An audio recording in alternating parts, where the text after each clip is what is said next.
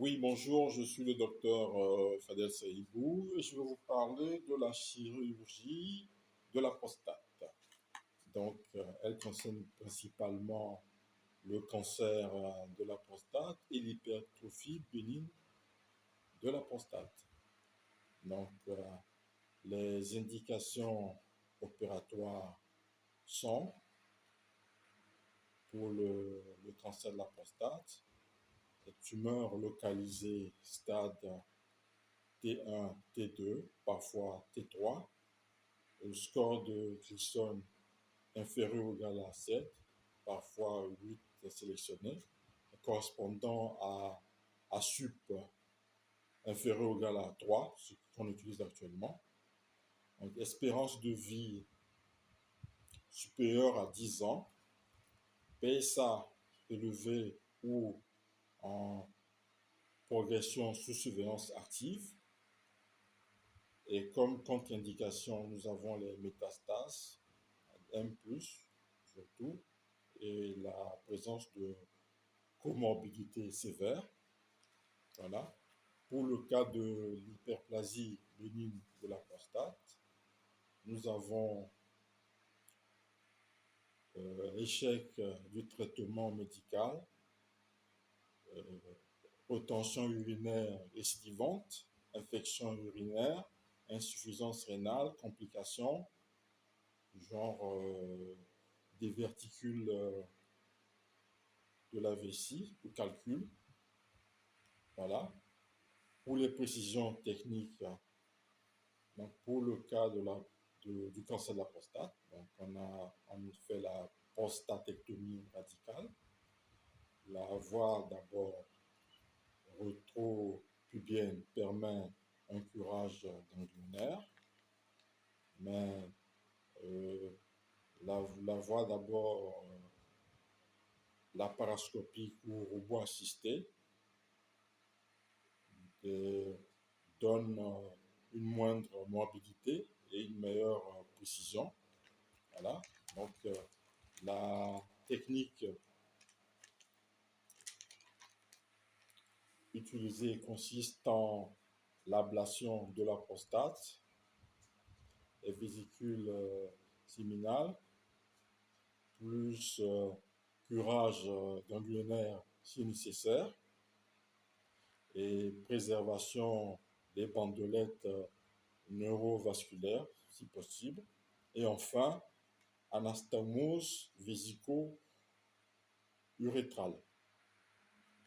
Donc, pour l'hypertrophie bénigne de la prostate, donc on a soit l'incision cervico-prostatique, si la prostate est de moins de 60 millilitres sans lobe médian. Pour les prostates dont les dimensions comprises entre 30 millilitres et 80 millilitres, on a comme option la resection transurétrale de la prostate, la vaporisation prostatique, l'énucléation par laser, l'énucléation bipolaire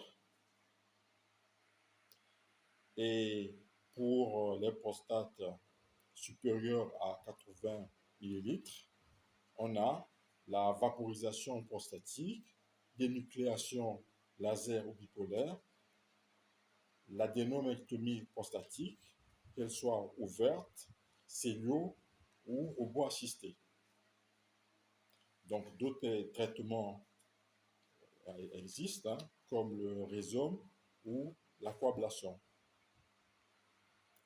Donc comme résultat et complications, nous avons au niveau du cancer, donc une survie de 80 à 95% à 10 ans pour les tumeurs localisées, avec réduction du risque de métastase. Et comme complication, on a l'incontinence urinaire dans 5 à 20% des cas, souvent temporaire, la dysfonction érectile dans 30 à 70% des cas selon la préservation nerveuse, la sténose anastomotique dans moins de 5% des cas en général. Voilà.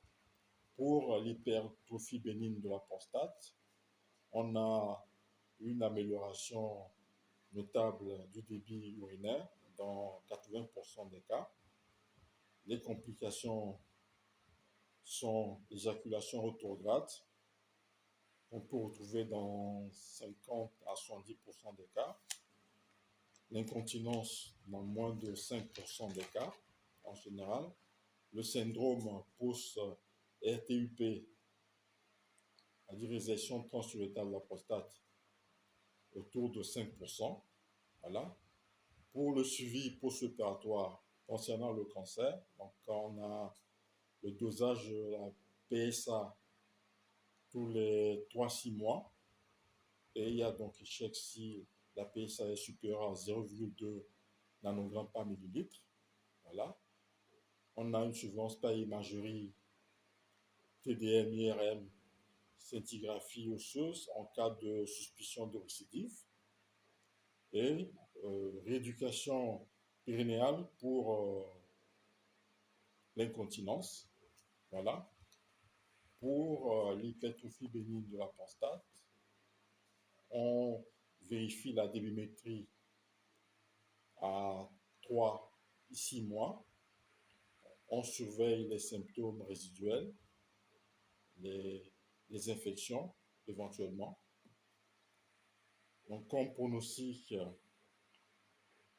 pour le cancer, la récidive locale est de moins de 10% si les marges sont négatives.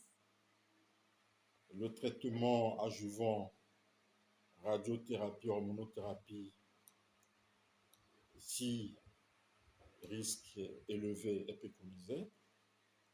Et pour le cas de l'hypertrophie bénigne de la prostate, une réintervention est nécessaire dans 5 à 10% des cas à 10 ans. Je vous remercie.